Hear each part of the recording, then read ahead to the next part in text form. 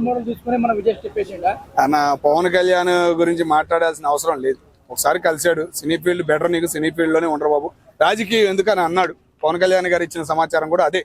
కానీ ఏంటంటే ఒక ఆలోచన ఆయనలో రావట్లేదు, సరైన ఆలోచన, ముందుకు ఎలా వెళ్ళాలి, పెద్దవాళ్ళ మాటలు వినడం లేదు అని మాటలు మాత్రం ఉండయన్న.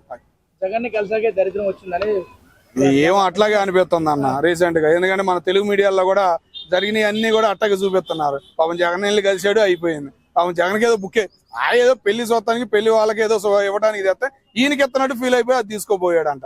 మరి దాని గురించి ఇవ్వలేదని బాధపడ్డా, ఇంకా బాధపడుతున్నాడా, ఆ బాధ వల్ల ఆయనకి ఏమైనా అవుతుందా అనే ఫీలింగ్ కూడా చాలా మందికి వాళ్ళ ఫ్యాన్స్ కూడా అనిపిస్తుంది అన్న. విజయ్ తలపతికి త్రిష అని ఒక బీజేపీ లీడర్ అన్నారు, తమిళనాడు బీజేపీ లీడర్ అన్నారు, దానికి త్రిష కౌంటర్ ఇచ్చింది.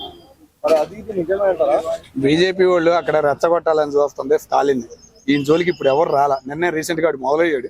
ఆడు కూడా ఏదో మరి తిట్లుకో మరి ఏమో కానీ నిన్న అన్నాడు ఆడు మాటలు. ఈవినింగ్ ఈ వీడియో ముందు మాట్లాడుకుని పారిపోతున్నాడు.